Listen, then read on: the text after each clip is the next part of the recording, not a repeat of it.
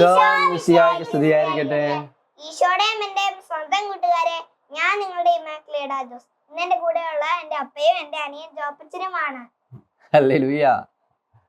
പ്രിയപ്പെട്ട കൂട്ടുകാരെ, അങ്ങനെ വീണ്ടും ഞങ്ങൾ വന്നിരിക്കുന്നു. എന്താണ് നമ്മുടെ വിഷയം? വീട്ടിലെ വേദപാഠം. എപ്പിസോഡ് 12 അല്ലേ? 12 കേട്ടോ. 12ാമത്തെ എപ്പിസോഡാണ് കേട്ടോ. നമ്മളെ കഴിഞ്ഞ 11 എപ്പിസോഡുകൾ കണ്ട് ഈശോയുള്ള സ്നേഹത്തിൽ വളർന്ന, നമുക്ക് വേണ്ടി പ്രാർത്ഥിക്കുന്ന, നമ്മുടെ അടുത്ത എപ്പിസോഡ് കാത്തിരിക്കുന്ന കൂട്ടുകാരുടെ കൂടെയാണ് നമ്മളിപ്പോൾ ഉള്ളത്. അപ്പം നമുക്ക് എല്ലാ പ്രാവശ്യം ചെയ്യുന്നത് പോലെ ഈ എപ്പിസോഡ് ആരംഭിക്കുന്നതിന് മുമ്പ് ആരുടെ സഹായം തേടി പ്രാർത്ഥിക്കണം? പരിശുദ്ധാത്മാവിന്റെ സഹായം തേടി പ്രാർത്ഥിക്കണം അല്ലേ? പരിശുദ്ധാത്മാവിന്റെ ഒരു പാട്ടിന്റെ ഒരു 4 ലൈൻ പാടിയാലോ? ആത്മാവാൻ ദൈവം പറഞ്ഞു അല്ലേ? പാടിക്കോ.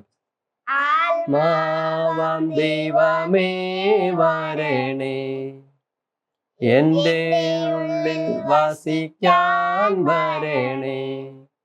ആത്മാവാം ദൈവമേ വരണേ, എൻ്റെ ഉള്ളിൽ വസിക്കാൻ വരണേ. ദാഹിച്ചു നിന്നെ ഞാൻ തേടുന്നു, സ്വർഗം തുറന്നിറങ്ങി നീ വരണേ. ദാഹിച്ചു നിന്നെ ഞാൻ തേടുന്നു, സ്വർഗം തുറന്നിറങ്ങി നീ വരണേ. ആത്മാവാം ദൈവമേ വരണേ, എൻ്റെ ഉള്ളിൽ വസിക്കാൻ വരണേ. ആത്മാവാം ദൈവമേ വരണേ, എൻ്റെ ഉള്ളിൽ വസിക്കാൻ വരണേ. അപ്പോൾ പരിശുദ്ധാത്മാവ് നമ്മുടെ പാട്ട് കേട്ട്, പ്രാർത്ഥന കേട്ട് സ്വർഗത്തിൽ നിന്ന് വന്നിട്ടുണ്ട്. അല്ലെങ്കിൽ പരിശുദ്ധാത്മാവ് എവിടെയുണ്ട്? നമ്മുടെ ഹൃദയത്തിലുണ്ട് അല്ലേ ചോപ്പാ? എപ്പോഴാണ് നമ്മുടെ ഉള്ളിലേക്ക് വന്നത് പരിശുദ്ധാത്മാവ്? നമ്മൾ മാമോദീസ സ്വീകരിച്ച സമയത്ത് അല്ലേ? സൈഡ് ലെവൽ സ്വീകരിച്ചപ്പോഴും പരിശുദ്ധാത്മാവ് നമ്മളുടെ ഉള്ളിലുണ്ട്. അപ്പോൾ പരിശുദ്ധാത്മാവെ പലർക്കുള്ള സംശയമാണ്. കഴിഞ്ഞ ദിവസം ഒരാൾ അപ്പയെ വിളിച്ച് ചോദിച്ചു, നമ്മളിങ്ങനെ പരിശുദ്ധാത്മാവ് വരണമേ ഇങ്ങനെ എന്നൊക്കെ പറയുമ്പോഴേ പരിശുദ്ധാത്മാവ് സ്വർഗത്തിൽ നിന്നാണ് വരുന്നത് എന്നൊക്കെ ചോദിച്ചേ. അപ്പോൾ സംശയത, കാരണം നമ്മുടെ ഉള്ളിൽ പരിശുദ്ധാത്മാവ് ഉണ്ടല്ലോ, എന്തിനാ പരിശുദ്ധാത്മാവ് വരണമേ എന്നൊക്കെ പറയുന്നത് എന്ന് ചോദിച്ചേ. അപ്പോൾ പറഞ്ഞു, എൻ്റെ അർത്ഥം പരിശുദ്ധാത്മാവ് നമ്മുടെ ഉള്ളിലുണ്ട്. ആ ഉള്ളിലുള്ള പരിശുദ്ധാത്മാവിൻ്റെ നിറവ്, അഭിഷേകം ഞങ്ങളിൽ വർദ്ധിക്കണം എന്നാണ് എൻ്റെ അർത്ഥം. വിശുദ്ധ പൗലോസ്ലീഹ തിമോത്തിയോസ് വായിച്ചുള്ളതല്ലേ? തിമോത്തിയോസ് എഴുതിയ 2 ലേഖനം ഉണ്ടല്ലേ ചപ്പ? 2 ലേഖനമുണ്ട്. അതിൽ 1-ാം ലേഖനത്തിൻ്റെ 1-ാം അധ്യായത്തിൻ്റെ 7-ാമത്തെ വചനത്തിൽ എൻ്റെ കൈവയ്പോഴി നിനക്ക് ലഭിച്ച കൃപാവരത്തെ ഉജ്ജ്വലിപ്പിക്കും എന്ന് പറഞ്ഞു കഴിഞ്ഞാൽ, മാമോദീസ സമയത്തൊക്കെ നമ്മളിലേക്ക് വന്ന പരിശുദ്ധാത്മാവിനെ നമ്മൾ ജ്വലിപ്പിക്കണം എന്നാണ് എൻ്റെ അർത്ഥം. ജോയാക്ക് എല്ലാ ദിവസവും പ്രിയപ്പെട്ട കൂട്ടുകാരെ, നമ്മുടെ ജോയാക്കിനെ ഇപ്പോൾ എല്ലാ ദിവസവും കേട്ടോ ഇംഗ്ലീഷ് ബൈബിൾ വായിക്കുന്നുണ്ട്. വളരെ മനോഹരം. കഴിഞ്ഞ ദിവസം ഇമാക്കളോട് അറിഞ്ഞു കേട്ടോ. ഇമാക്കളോട് എല്ലാ ദിവസവും വായിക്കുന്നുണ്ട്. ഏറ്റവും കുറഞ്ഞത് ഒരു ചാപ്റ്ററെങ്കിലും വായിക്കും മാത്രമല്ല, അതിനുശേഷം ഞങ്ങൾ പരസ്പരം അങ്ങോട്ടും ഇങ്ങോട്ടും ചോദ്യങ്ങൾ ചോദിക്കും, ഉത്തരം പറയും. അപ്പോൾ അതുകൊണ്ടുകൊണ്ട് ജോയാക്കിന് വായിക്കുന്നുണ്ട്. ജോയാക്കിന് ഇംഗ്ലീഷിലാണ് വായിക്കുന്നത്. ഇംഗ്ലീഷിലെ ഓരോ അധ്യായം വായിക്കും. ജോയാക്കിന് ശരിക്കും വായിച്ച് പഠിച്ചു വരുന്നില്ല. അപ്പം ജോയാക്കിന് ചെയ്യുന്ന ബുദ്ധിനെ അറിയാമോ? ആ അധ്യായത്തിലുള്ള അവനറിയാവുന്ന വാക്കുകൾ ഓരോ പേജ് എടുത്ത് അവനറിയാവുന്ന വാക്കുകൾ അടുത്ത പേര് എടുക്കും. അപ്പോൾ ഗോഡ്, അപ്പോൾ ജോയാക്കിന് അറിയാൻ അങ്ങനെ വായിക്കാൻ പറ്റുന്ന വാക്കുകൾ മാത്രം വായിച്ചിട്ട്. അപ്പോൾ ജോയാക്കിന് ഇപ്പം ഏതാ വായിച്ചുകൊണ്ടിരിക്കുന്നത്? ലാസ്റ്റ് എഫെസോസ് ആയോ? ഗലാത്യ കഴിഞ്ഞെന്ന് തോന്നുന്നു അല്ലേ? ഇവിടെ മാത്യു അല്ലേ ആരംഭിച്ചത്? അങ്ങനെ ആരംഭിച്ചു അല്ലേ? എഫെസോസ് നിൽപ്പുണ്ട്. അപ്പോൾ അങ്ങനെ വായിക്കുന്നുണ്ട്. പിന്നെ അടുത്ത തിമോത്തിയോസിലേക്ക് നമ്മൾ വരും. ആ തിമോത്തിയോസിലേക്ക് വരുമ്പോഴാണ് ഈ പരിശുദ്ധാത്മാവിൻ്റെ കാര്യം പറയുന്നത്. അപ്പം പറഞ്ഞു വന്നത്, നമ്മുടെ ഉള്ളിലുള്ള പരിശുദ്ധാത്മാവിനെ ജ്വലിക്കാൻ വേണ്ടിയാണ് നമ്മൾ പ്രാർത്ഥിച്ചത്. അപ്പോൾ ഇന്ന് കൂട്ടുകാരോട് പങ്കുവെക്കാൻ വേണ്ടി എനിക്ക് തോന്നിയൊരു കാര്യം, കഴിഞ്ഞ ആഴ്ച നമ്മളുടെ പിതാവ് ബിഷപ്പ് വന്നില്ലായിരുന്നു ഒരു ഇടവകയിൽ, ഓർക്കുന്നുണ്ടോ? തലേദിവസം വന്നു. എന്നിട്ട് പിറ്റേ ദിവസം നമുക്ക് സൺഡേ സ്കൂൾ കുട്ടികൾക്ക് വേണ്ടിയിട്ടുള്ള കുർബാന മധ്യേ നമുക്കൊരു ക്ലാസ് തന്നു. ഒരു കുർബാനയ്ക്ക് ശേഷവും അല്ലേ പിതാവ്, നമ്മുടെ പിതാവിൻ്റെ പേരെന്താ ജോയ്ക്കിനെ? ജോസ് പുള്ളിക്കൽ. പേരറിയത്തില്ലായിരുന്നോ? ജോസ് പുള്ളിക്കൽ പിതാവ്. എന്തൊക്കെ ചോദ്യമാണ് പിതാവ് ചോദിച്ചതെന്ന് ഓർക്കുന്നുണ്ടോ? പിതാവ് ചോദിച്ച ചില കാര്യങ്ങൾ ഞാൻ ഒത്തിരി ശ്രദ്ധിച്ചു. നല്ല ചോദ്യങ്ങളാണ് പിതാവ് ചോദിച്ചത്. എന്തൊക്കെ ചോദിച്ചെന്ന് ഓർക്കുന്നുണ്ടോ ജോയ്ക്കിനെ?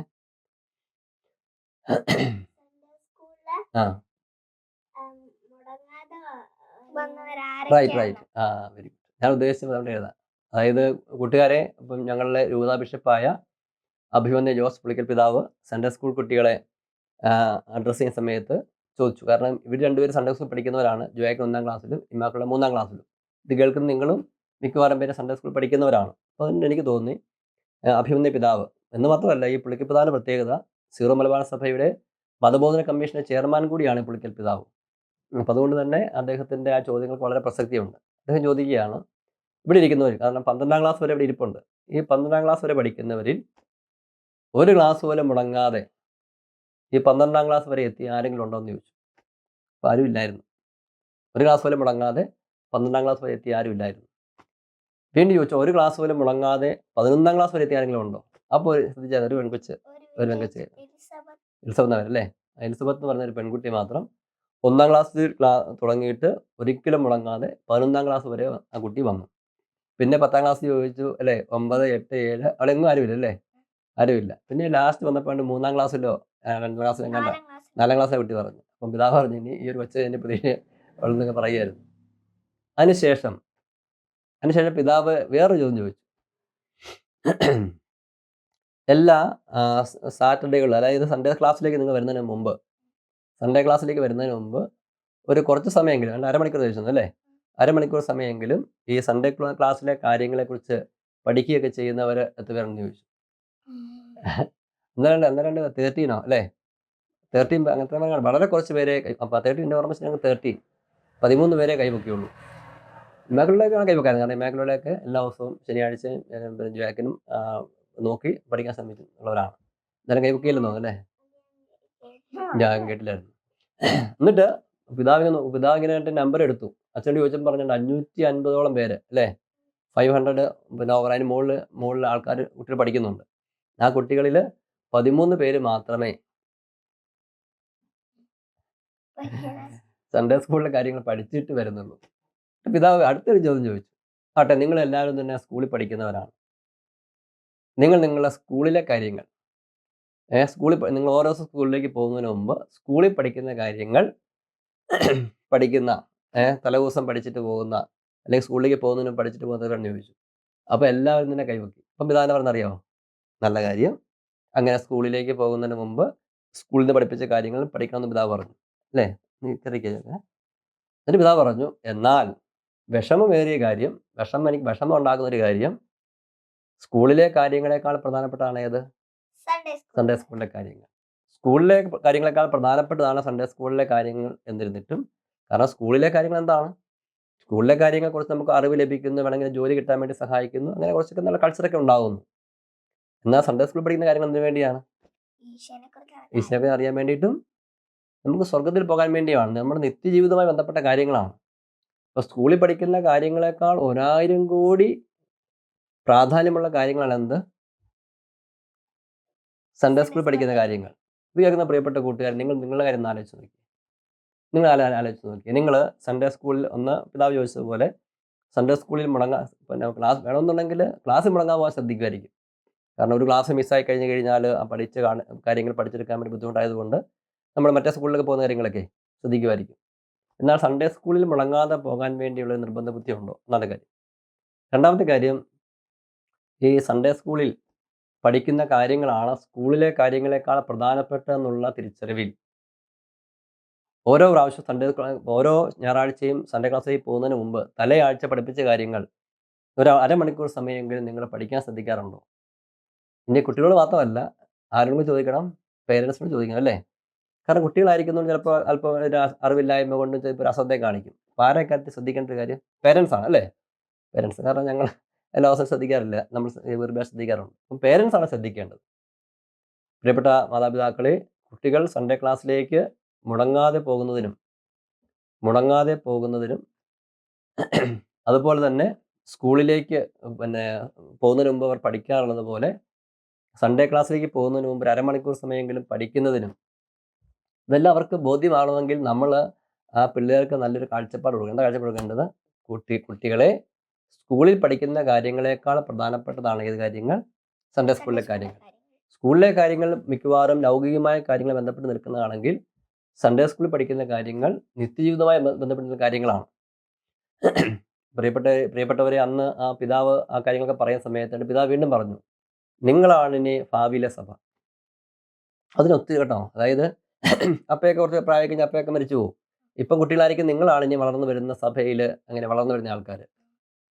അപ്പം നിങ്ങൾക്ക് ഈ കുട്ടികൾക്ക് ചെറുപ്പകാലം തൊട്ട് തന്നെ ഭൗതികമായ കാര്യങ്ങളെക്കാൾ വലുതാണ് ആത്മീയമായ കാര്യങ്ങളെന്നും സൺഡേ സ്കൂളിൽ പഠിപ്പിക്കുന്ന കാര്യങ്ങൾക്കാണ് കൂടുതൽ പ്രാധാന്യമുള്ളതെന്ന് തിരിച്ചറിഞ്ഞില്ലെങ്കിൽ ഇനിയുള്ള നിങ്ങളുടെ കാലമാകുമ്പോഴേക്കുള്ള സഭ എന്ത് സംഭവിക്കും? എൻ്റെ മനസ്സിലപ്പോൾ ചിന്ത വന്നു. ഭാവിയിൽ ഇപ്പോൾ ഉള്ള കുട്ടികൾക്ക് ഈ സൺഡേ സ്കൂളിലെ കാര്യങ്ങളിൽ ആത്മീയ കാര്യങ്ങൾ ശരിക്കും ബോധ്യം കൊടുത്തില്ലെങ്കിൽ ഭാവിയിൽ കേരളത്തിൽ കത്തോലിക്ക സഭ കാണത്തില്ല. കേരളത്തിൽ കത്തോലിക്ക സഭ കാണത്തില്ല. സഭ ഉണ്ടെങ്കിൽ തന്നെ ഒരു വിശ്വാസമുള്ള ആരും കാണത്തില്ല. അതുകൊണ്ട് പ്രിയപ്പെട്ട കൂട്ടുകാരെ, സൺഡേ സ്കൂളിൽ പഠിക്കുന്ന കൂട്ടുകാരെ, നിങ്ങൾ വളരെ ഗൗരവബോധത്തോടു കൂടി സൺഡേ ക്ലാസ് പഠിക്കുന്ന കാര്യങ്ങളെക്കുറിച്ച് ശ്രദ്ധിക്കണം. വീട്ടിൽ പോയി പഠിക്കണം. അതിനേക്കാൾ ഉപരി പ്രിയപ്പെട്ട പേരൻസ്, നമ്മളുടെ ഭാവി സഭ നമ്മളുടെ കുട്ടികളാണ്. അതുകൊണ്ട് സ്കൂളിൽ പഠിപ്പിക്കുന്ന കാര്യങ്ങളെക്കാൾ ഉപരിയായിട്ട് സൺഡേ സ്കൂളിലെ കാര്യങ്ങൾക്ക് പ്രാധാന്യം കൊടുക്കുവാനും, ഇപ്പോൾ കുട്ടികൾക്ക് തന്നെ നിങ്ങൾക്ക് സ്കൂളിൽ പോകാൻ വേണോ ഇഷ്ടം, സൺഡേ സ്കൂളിൽ പോകാൻ ഇഷ്ടം എന്ന് ചോദിച്ചാൽ എന്നാ പറയും? സൺഡേ സ്കൂളിൽ പോകാനാണ് ഇഷ്ടം എന്ന് പറയും അല്ലേ? അങ്ങനെ ആയിരിക്കണം കേട്ടോ. അതിങ്ങനെ ഉള്ളിൽ ശരിക്കും അല്ലപ്പോലും അങ്ങനെ ആയിരിക്കണം.